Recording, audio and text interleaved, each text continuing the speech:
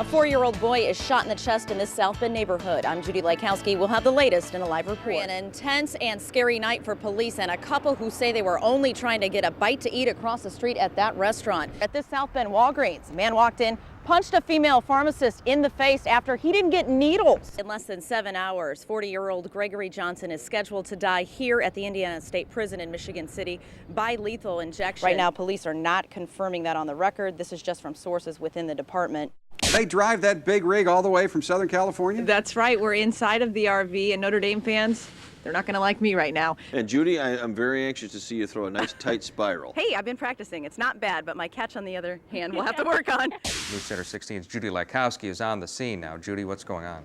Well, Robert, LINOLNWAY West is still closed off because investigators are treating this area dead in the middle of the street as part of the crime scene.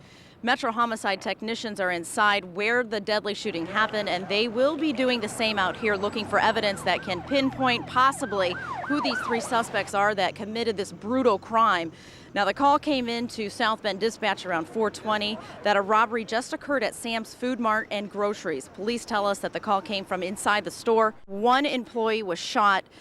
Sources that are working this case very closely tell us that that employee has died from his injuries. Witnesses that were inside the store at that time described the suspect as 3 black males wearing dark clothing with either masks or some sort of obstruction covering their faces. And the men were armed and they ran out of the store. Police are asking anyone that may have seen these suspects running out of the store or running down the road to give them a call, because at this point they don't know which way those suspects went. And the phone number that you can call is 235-9361. But police are scouring the area at this time, and Robert, they said this is a senseless crime. No matter what those suspects got away with, they took someone's life. Judi Lykowski is back in that neighborhood tonight with the very latest. Judi? Well, Mo and Terry, Metro Homicide is still on the scene at that house where the South Bend officer was shot. And as you can see behind me, about a block down the road, they're still at this scene where the suspect shot himself in the head and took his own life. I just got home from work, and I heard 4 loud pops. About 15 cops showed up within a minute of that. A lot of people were milling around in the streets, walking back and forth. I asked my neighbor if he knew what was going on.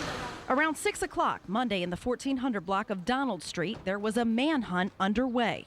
We had witnesses from out here in the neighborhood pointing in different directions, giving us an idea of what direction the suspect may have gone to. The suspect shot 31-year-old patrolman William Pelletier in the left arm just after Pelletier and other officers arrived at a house in the neighborhood. Officers were responding to a tip that the man was wanted on outstanding warrants. The officer was shot in his left arm. He's been transported to Memorial Hospital with what appears to be non-life-threatening injuries. Sources tell News Center 16 the suspect forced his way into a man's house at 2110 Lear Street, about a block away. That's where canines tracked the man they were looking for and found him inside the home with a gunshot wound to the head that he later died from. He has been transported to Memorial Hospital from a self-inflicted gunshot wound. Neighbors say nothing this dramatic has ever happened here before. I mean, some minor burglaries, but nothing like this ever. I think that type of thing can happen in any neighborhood. I just hate to hear when a policeman in the performance of their duty is shot like that.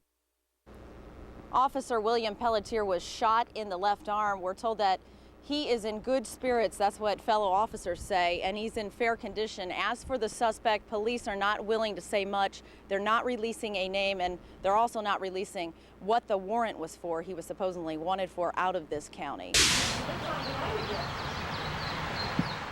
There's a lot of them. Sometimes that thing's full of them. Full of birds. Yellow ones. I've seen cardinals on the ground. Lovebirds. For years, Alberta Jones, a retired furniture maker, has enjoyed the nature her backyard offers from her kitchen chair. You could even say her life is devoted to watching over the birds. Yeah, and I seen him coming right out there. I could see him from here. She's talking about the squirrel who was trying to move in on her bird feeder. He was right in here. And I was sitting at the table and I looked out and I seen him sitting here. So I went in and got the gun and was going to get him. If I'd aimed just right, I could have got him, because I've got him from there before. But her aim on Sunday was a little short. Accidentally pulled the trigger as I opened the door. Leaving lead ricochet from the 16-gauge shotgun in her leg. Hospital bills, a hole in the floor, and a limp in her step. Oh. Do you think it was the squirrel's fault? What had happened? Yes, because he had no business being here. A 78-year-old woman don't go running around your backyard with a gun. But Linda Clark's mom sure does. And they both had no idea it's illegal in LaPorte part of the year. I mean, what were they going to charge her with? Premeditated murder on a squirrel? When you're at the kitchen door, are you aiming to kill or are you aiming to just scare? Just to scare. Well, with a gun, I'm aiming to kill. I want to kill him. Armed and dangerous. Well, it won't be so dangerous anymore because I ain't going to try this again when I'm alone. But she may not have learned her lesson. Put the firecracker in here like that, and I go and scratch it, and then like that, and then give it a throw. Squirrels head for the trees. I should have brought the crutches out. You want me to get up? No, I'll make it. News Center 16's Judi Lykowski has the exclusive and emotional story. Judi? Well, Terry, it's a story of strength, endurance, and justice. A story of emotion for everyone involved. A story the victim, Jodi Mays Johnson, hopes will keep other women from going through the physical and emotional pain she's been through.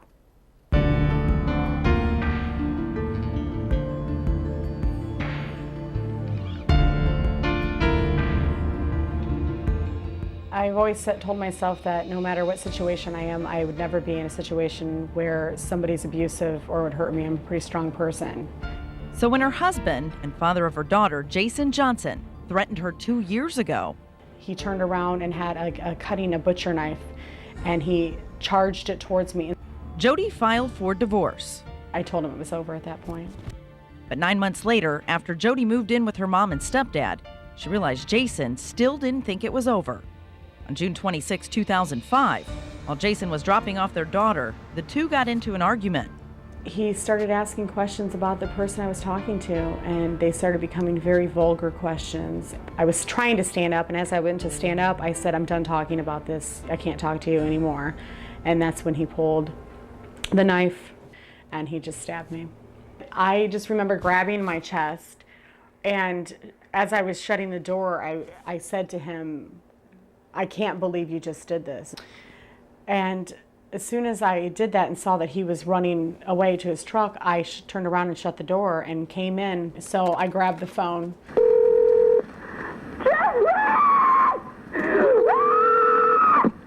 911. I've been stabbed. I've been stabbed. Ma'am. In my heart. Ma'am, who stabbed you? My ex or my husband. That's not my ex-husband yet. My daughter. Is he there now? He's off in a purple accent. Help me. Ma'am. Oh my God. Ma'am, we're on the way. What's his name? Jason Johnson. He has Illinois plates. 116 Virginia. He has Illinois plates. He has Illinois plates?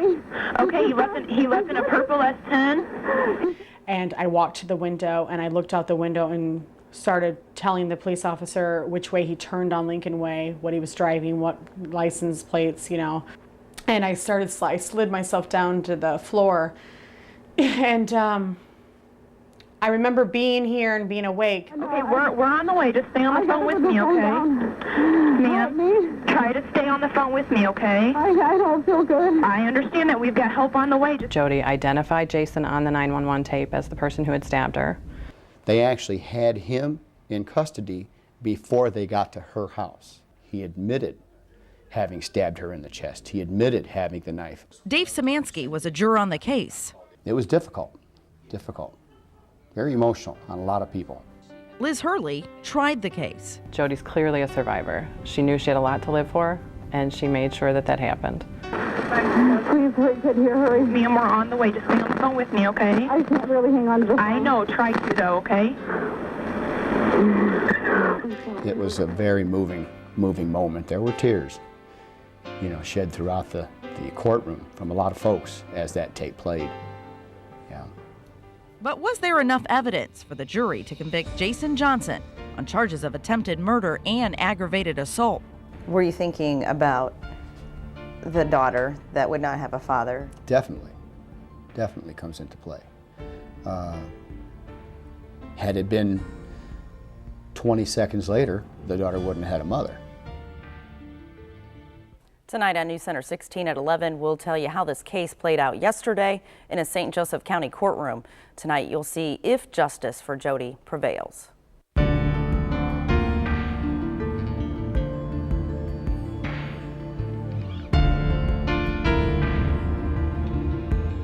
The justice system absolutely worked in this case.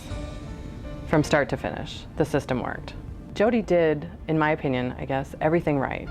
When he first acted violently toward her while they were married, she left. It's not worth it to anybody to take abuse. Nobody deserves to be hit, strangled, whatever else. Although Jodi was only physically abused on a few occasions, He had the knife and he just automatically did it. she realizes now that abuse could have cost her her life. He almost took that away. Hearing her story and hearing about the behavior that led up to that, though, might give other people an ability to look for warning signs in their relationships. I'm hoping that when this is all over and that maybe I can help somebody else. 1 year later, Jodi is still healing from her scars, both emotionally and physically. I still have shooting pains, that come in. I still can't feel the side of my breast is that well. It's pretty numb. A cost this mom says she'll live with, considering what the alternative could have been. I do feel very lucky to be alive. You just gotta make each day count. I try to keep telling myself, I might not see them tomorrow, that every hour is so important. Wednesday, Jodi and her family sat in the St. Joseph County Courthouse for Jason Johnson's sentencing. The outcome, the maximum sentence, 20 years in prison and 10 years of probation. With good behavior, Jason could be out in 10 years. I'm relieved. I'm very happy that this is how he did it. 10 years probation after his sentencing is more than I would have asked for. We confronted Jason as deputies were escorting him back to jail. Do you have any regret? Any regret? Yes. You do? Oh, of course. Of course. Anything you want to say to Jodi? I already said I was sorry. I got whatever I deserved. I got 20 years. I'm going to do 10 years of my life in prison. I just want to see my daughter and, tell I love her. Okay. But you don't admit that you tried to kill her? I didn't try to kill her. She said I tried to kill her, but I didn't.